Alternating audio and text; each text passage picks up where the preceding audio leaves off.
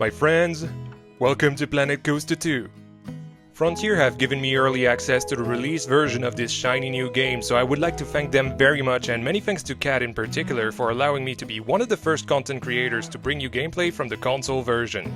I spent the last 24 hours working on my first coaster blueprint for you guys. That's right, you'll be able to download this coaster and place it in your park on day 1. Make sure you're subscribed to the channel because this is only the first of many Planet Coaster 2 blueprints that I will be making for you.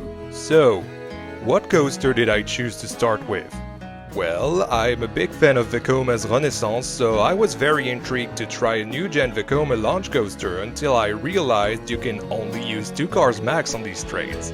And look, I know that this model is inspired by a real-life equivalent, but come on, this model is so good to play with that it deserves longer trains. Anyway, knowing that I'd be stuck with the 2-car trains, I decided to make the most of it and try a tighter layout. Let's build it together. We start with an 84 km/h launch into a dive loop inspired top hat, but make it non-inverting. After that we go into an actual dive loop and into a twisted airtime hill, which leads us to the lower to the ground parts of the layout. They start with a forceful turn that ends in a 0G roll, leading you to a twisted S-turn that leads you to another part of the layout that's really inspired by Formula at Energylandia. Into another roll, then a helix and an airtime bump, bringing you to another helix that leads you under the roll and into one last bump to give you a pop of airtime before a final turn to get to the brake run. Did you get all that? There's gonna be a test at the end of the video, you know? If you knew how to build coasters in the previous game, then you'll instantly feel at home in the sequel. The only problem that I have, and I think it's only a console thing, but to access the banking and track length, you have to tap square or X to quit the track angle options and tap the button again to go back. In the old game, you just needed to hold that button, and as you released it, you were back to the angle options. I believe this was implemented because of the new buttons to fast forward and to access the weather tab, but overall I feel like it slows coaster building a little bit. It's just a slight inconvenience that I could ignore though. That's our layout done. I was looking forward to custom support this new coaster type, but coaster supports are not in the create tools yet.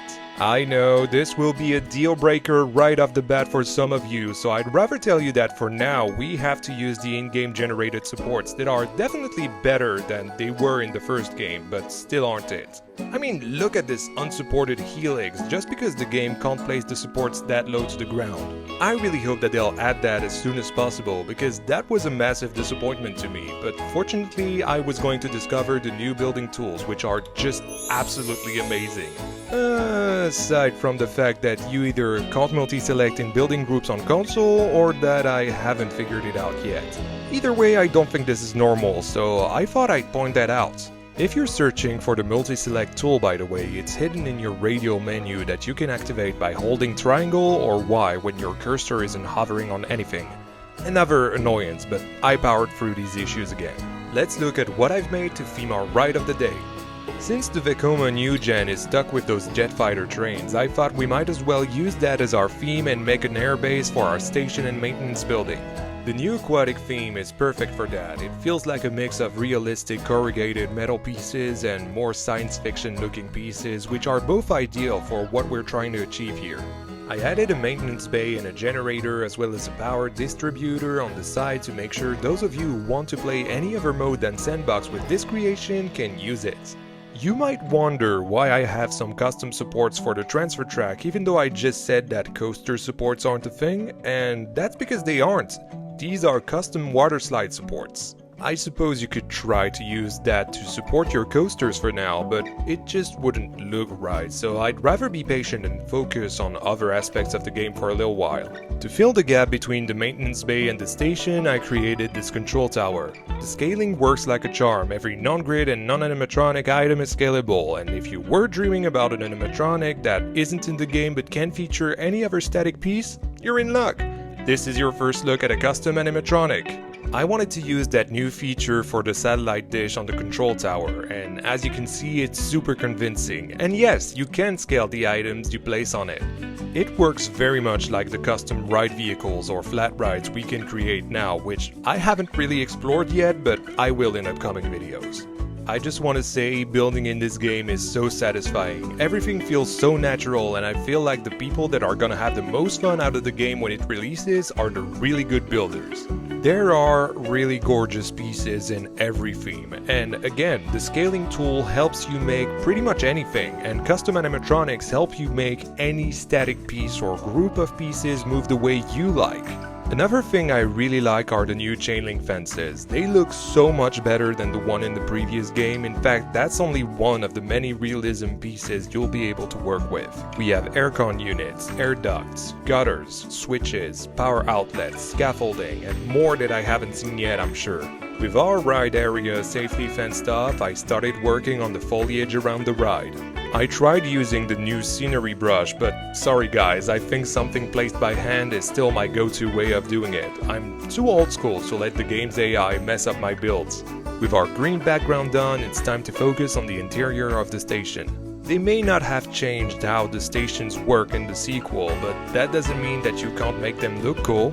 I really embrace the air-based theme for our station. The clutter in this game is so satisfying to use, and every theme has clutter, which makes me super happy. I also love the 2D customizable text. You can write anything in many fonts and any size, it's awesome. You can make it tiny like this right description panel here, or big like on the hangar itself. But enough focus on the small details, it's time to ride Air Force. Bear in mind that the console version of Planet Coaster 2 seems to be capped at 30 FPS, but I love how the depth of field and motion blur affects the POVs. Let's take a look at that. Enjoy the ride.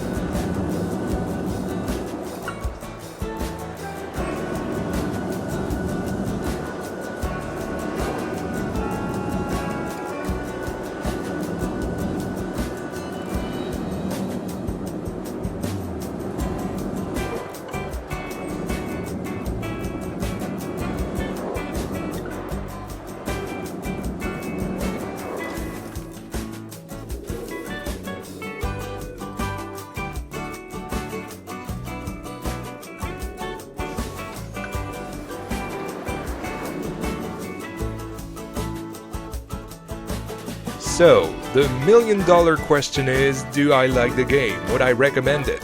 Well, first of all, as a console player, I want to reassure everyone playing on console that the game plays amazingly. There is no performance issue, everything feels smooth and optimized as can be, although bear in mind that I only used about 6% on the counter, so yeah, take it with a grain of salt. There are only a few issues with the flow of the controls, which is to be expected for a game this vast and complex, nothing that you can't ignore to have fun or that cannot be changed in the future. This game definitely launches in a far better state than Planet Zoo console earlier this year.